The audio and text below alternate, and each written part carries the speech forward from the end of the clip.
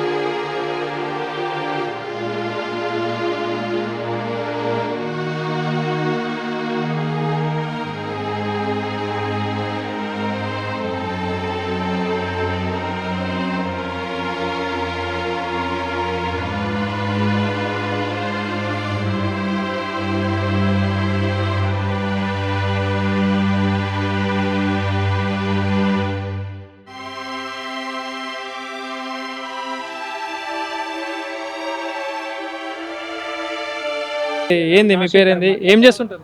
మేము ఇక్కడ car garage లో వర్క్ చేస్తా ఉంటాను నేను. మా కార్ గ్యారేజ్ ఎస్ కార్స్ ఇక్కడ. రైట్. లైవ్ లో మీరు ఇక్కడే ఉన్నారు ఆ రోజు. ఏంటన్నా మరి ఏంది పరిస్థితి అసలు? మాది ప్రాపర్ రాజంపేట అన్న, ఇక్కడ మండల రాజంపేట.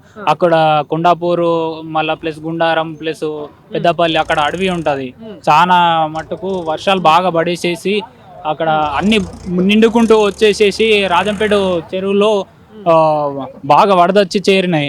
కట్ట ఏం తెగిపోలేదు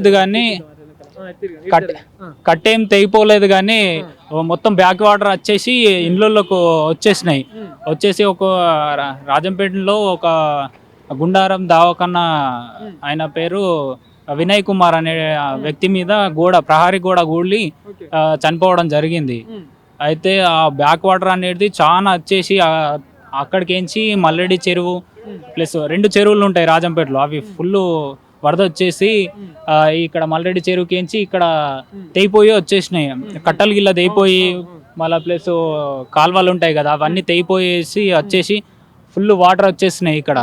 మళ్ళీ అట్లానే తిమ్మకపల్లి చెరువు అనేది పెద్దగా ఉంటుంది, దాదాపు ఒక 100 ఎకరాలు 150 ఎకరాల పైన ఉంటుంది అది. ఆ వాటర్ కూడా బొంగలు పడేసేసి ఫుల్ వాటర్ వచ్చేసి ఇదంతా కారణమైపోయింది. ఇక్కడికించి ఎప్పుడు చూడలేదు, ఈ డివైడర్ కంటే పొరులేసి వచ్చేసినాయి. ఎమర్జెన్సీ సిచ్యువేషన్ లో ఇక్కడ కొంతమంది పడిపోయారు, ఇక్కడ వరద వచ్చేసి ఎప్పుడు కూడా చూడలేదు. అక్కడ బైక్ కూడా ఉంది, వరదలో కొట్టుకొని వచ్చిందట బైక్. మేము చెప్తా ఉన్నాం, నేను వీడియో కూడా తీసాను. అక్కడ వద్దు అనగా వరద టైంలో మీరు షాప్ లోనే ఉన్నారా? అదే షాప్ ఎస్ కార్స్ మొత్తం మా వెనకాల ఫస్ట్ వరద వచ్చేస్తుంది. అక్కడ అది వాగున్నది అన్నట్టుగా, అక్కడ నుంచి మొత్తం వాటర్ క్షణంలో పెరుగుతా వచ్చేసినాయి.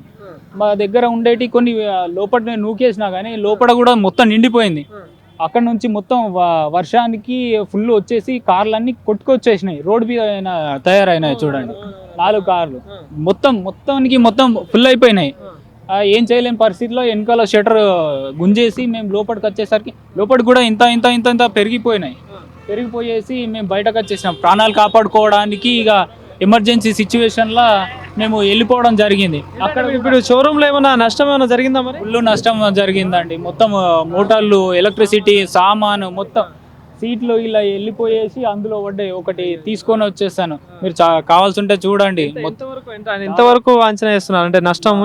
ఓన్లీ మా గ్యారేజ్ వచ్చేసి దాదాపు ఒక 50 లక్షల నుంచి 1 crore దాకా ఉంటుంది. ఆల్మోస్ట్ అన్ని సామాను, ఎలక్ట్రికల్ మోటార్స్ కానీ ఏది కానీ అన్నీ నష్టపోయి చాలా ఇబ్బంది అవుతుందండి. ఇప్పుడు రావాలంటే అక్కడికి వచ్చేసరికి అరే ఇదేంది పరిస్థితి అని చెప్పేసి బాధ. వరద రావడం అయితే కళ్ళారా చూసిళ్ళు మీరైతే. ఆ వీడియో కూడా ఒకటి ఉన్నది. రెస్క్యూ టీమ్ వాళ్ళు వచ్చిర్రు, ఇక్కడ నుంచి కాపాడే వాళ్ళను ఆ బైక్ ఉన్నది కదా, అతను పడిపోయి ఆయనను కాపాడనీకి వచ్చేసి రెస్క్యూ టీమ్ వాళ్ళు కూడా కారు అక్కడ దాకా కొట్టుకుపోయింది.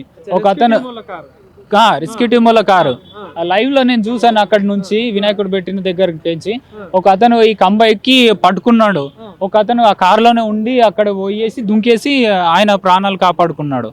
లైవ్ లో నేను చూసానండి. ఇంత వరద నేను ఎప్పుడు చూడలేదు. మా అమ్మ అంటే మా నాన్నలు వాళ్ళ నాన్నలు మాది రాజంపేట ప్రాపర్, కాకపోతే మేము ఇక్కడికి వర్క్ పర్పస్ లో ఇక్కడికి వచ్చాను. వచ్చి చూస్తా ఉంటే ఇంత అంటే క్షణంలో వరద పెరుగుతూ వచ్చేసింది.